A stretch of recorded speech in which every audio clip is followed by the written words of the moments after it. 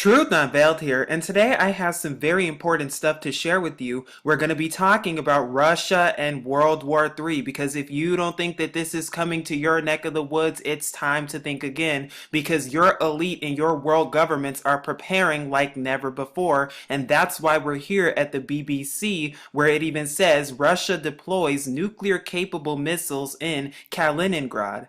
Now, rarely do I ever report on this type of stuff, but I just wanted to keep you all updated and warn you and sound the alarm because it's only getting worse from here. But the report actually says, and remember, this is what they're telling us because this is what they want us to believe. But what they want us to believe is that Russia has deployed nuclear-capable Iskander missiles in its westernmost region, Kaliningrad, which borders on NATO members Poland and Lithuania. Poland said that the development was of the, quote, highest concern, adding it was monitoring the situation. And then Russia's defense military said that the new deployment was part of the military exercise and has happened before. Now it's interesting that they're doing this and they're speaking and talking about war, and we're going to talk more about that.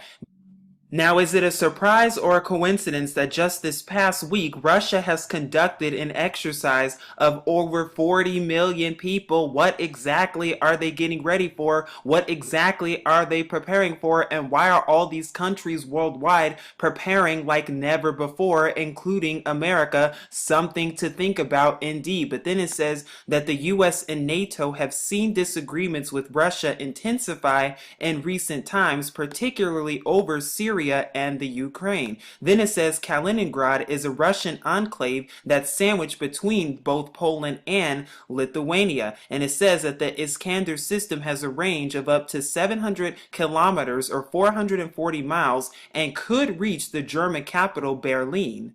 Now this gives you an idea and a map of where these missiles have been deployed according to the mainstream media in this region right here between Lithuania and Poland. But Polish defense minister has called Russia's activities, quote, very alarming, and a U.S. intelligence official told Reuters that the move could be to express displeasure at NATO, and NATO is boosting its eastern flank by deploying 4 battalions in Poland, Lithuania, Latvia, and Estonia next year. And we know darn well the real purpose of NATO is what? To push world war, and that's exactly what they're trying to do because there's no reason to go to war whatsoever except to fulfill the plans of the Zionists, which is what? Operation Depopulation. And we see that all of this is just preparation for that ahead of time.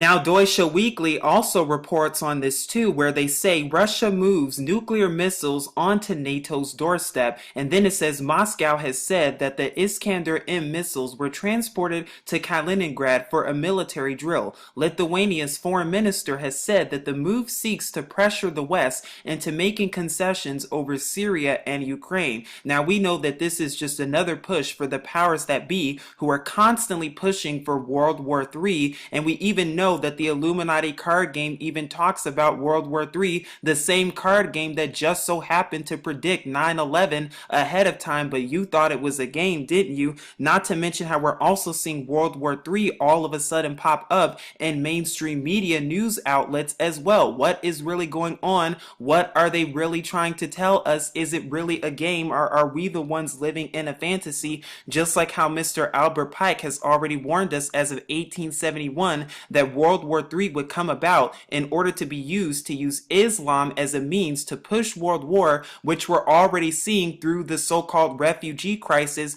courtesy George Soros and all those other elite Zionists who are at the very top, who not only funded World War III and are funding this one, but they also contributed to World War II and World War I by funding both sides. Just ask George W. Bush and the Bush family and the Bush administration, and they'll tell you all about that, just like they'll tell you all about who really caused 9/11.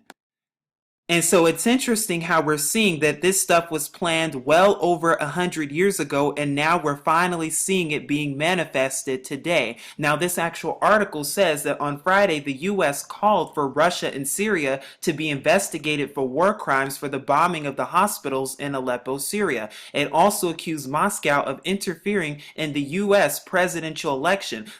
That's funny because when has the United States ever been investigated for its war crimes? Because last I checked, out of the 240 years that this America has been a nation, 222 of those years has been dedicated to nothing but war. Huh, very interesting. But then it says that Russia has also increased its military presence along the border with the NATO Baltic states. And this is the most important part because why are they doing that? Conducting a series of war games and training exercises, sometimes involving tens of thousands of troops. Did you hear that? NATO, meanwhile, has agreed to bolster its own military presence along its eastern flank. Do you see what they're about to do? It will deploy 4 additional battalions in Poland, Lithuania, Latvia, and Estonia as of next year. And you're probably wondering, why are they even doing this to begin with? Why even go to war to begin with? Because there really is no reason. Just as I've said, the Zionists are the ones who are funding both sides. NATO and Russia are not really enemies. Obama and Putin are not really enemies. They're all working for the same team, which is what? Team New World Order, Team One World Government. So as you can see, based on this map right here, that NATO's additional troops are in the Baltic states already and stationed in Poland. Now in the orange are the NATO areas, and as you can see, these are the additional troops that NATO has, and these are the Russian troops based on this legend right here. And you can see the rotating aerial surveillance in the Baltic and on the southeastern flank, comprising roughly 800 personnel. And in 2017, the US is sending a tank brigade to Europe. It will not be permanently stationed in the east. My question is, why is the United States even sending tanks there to begin with? Because we know darn well that anytime America gets her hands into something, it's always a recipe for disaster. World war waiting to happen at any given moment.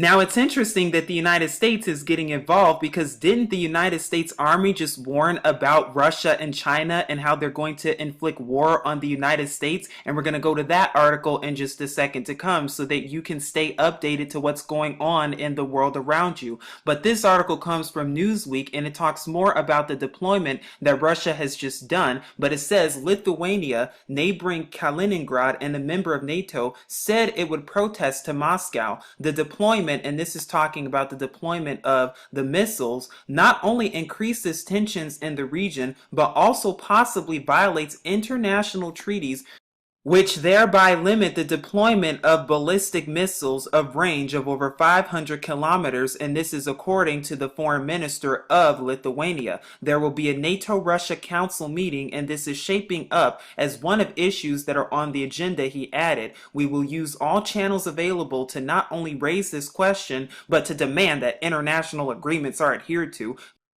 When have they adhered to anything? Because just the fact that they're doing this, they're breaking all types of things. And just like America, how they break the Constitution every single day and limiting our little to no rights and little to no freedoms that we never had to begin with, because it's all an illusion. Now, this is the actual warning that actually comes from Defense One, and as you can see, it says, Army warns that future war with Russia or China would be, quote, extremely lethal and fast. Why are they even warning such a thing to begin with? Because of what? Rogue nations. They're always focusing on Russia and China when they work for the exact same team, Team New World Order, Team One World Government. We know exactly who they work for, which is the Zionists, but let's keep going, because then it says that leaders say warfare in the coming decades will be fundamentally different from the past 25 years. And then it goes on to say that the nation faces existential threats from modern nation states acting aggressively in militarized competition, said Lieutenant General Joseph Anderson, who is the Army Deputy Chief of Staff for Operations, Plans, and Training. Who does that sound like? Russia? He spoke on a future of the Army panel at the annual meeting of the Association of the U.S. Army in Washington as of last Tuesday. Then it goes on to say that China is a growing threat as well, if not one that can project force worldwide yet. Together, these two powers are mustering conventionally massive militaries that are increasingly technological and forcing the Pentagon to contemplate and prepare for violence on the scale that the U.S. Army has not seen since Korea, and this is according to Major General William Hicks, Anderson's deputy. quote, a conventional conflict in the near future will be extremely lethal and fast, and we will not own the stopwatch. Do you believe any of that? Do you believe a word that they're telling you? I hope not, because I'm telling you, there's no reason to go to war whatsoever. There's no reason to do any of that. There's no real threat besides the threat of the US government taking all our rights and controlling the entire world under the guises of national security and under the auspices of the UN, NATO, as well as the Zionists. And if anyone who speaks out against this, or if anyone who does not accept the Rothschild banks or the US dollar, well, then they could be so-called terrorists and they have to go after them. Just ask Benghazi, ask Afghanistan, ask Iraq, and ask Syria, and they'll know exactly what I'm talking about. And we see exactly how they're pushing world war, because this comes from today actually, and it says Syria's war. UN Security Council votes on Aleppo. Russia vetoes French draft urging end to military flights over Aleppo, while Russian draft fails to gather enough votes. Of course it didn't, because that's exactly what they want to do, because Syria's not being cooperative by allowing Monsanto to poison their food, so that's why they're coming after them in order to destabilize the Middle East any single way they can. Now, I know I've talked about this many times this week, but I would just like to reiterate the all-Russian civil defense drill that took place this past week, and it's no surprise that we're seeing how Russia, and they're telling us that, oh, Russia's getting ready for World War, and they just so happen to be telling us this right after this large drill that took part into 3 parts over the course of 4 days and involved over 40 million people, because yes, Russia's also getting ready for natural disasters and man-made disasters, and civil defense sounds like they're getting ready for civil unrest. Isn't America getting ready for the same things too? And the last place that I wanted to take you to was this BBC article right here, which I find very interesting and suspicious indeed, because they're tying this with the US election, and it came out just a month before the US elections, but it says US accuses Russia of cyber attacks. Now just pay attention to the language and notice how the BBC categorizes the so-called cyber attack, how they coincided with the biggest joke of all time known as the presidential elections between Hillary Clinton and Trump. Why are they correlating these two events together? Could it be more propaganda pushed come the EMP, whom they're probably going to blame on China and Russia and then use it as an excuse to start World War III? Just like our government and those intelligence agencies did with the Gulf of Tonkin in order to go to war with Vietnam. Is that what they're about to do? Only time will tell. Is this any different? It's not looking like it. Please seek Yahuwah and his true son Yahusha, because time is running out as you see. But this is Truth Unveiled here, keeping you updated and saying as always, Shalom.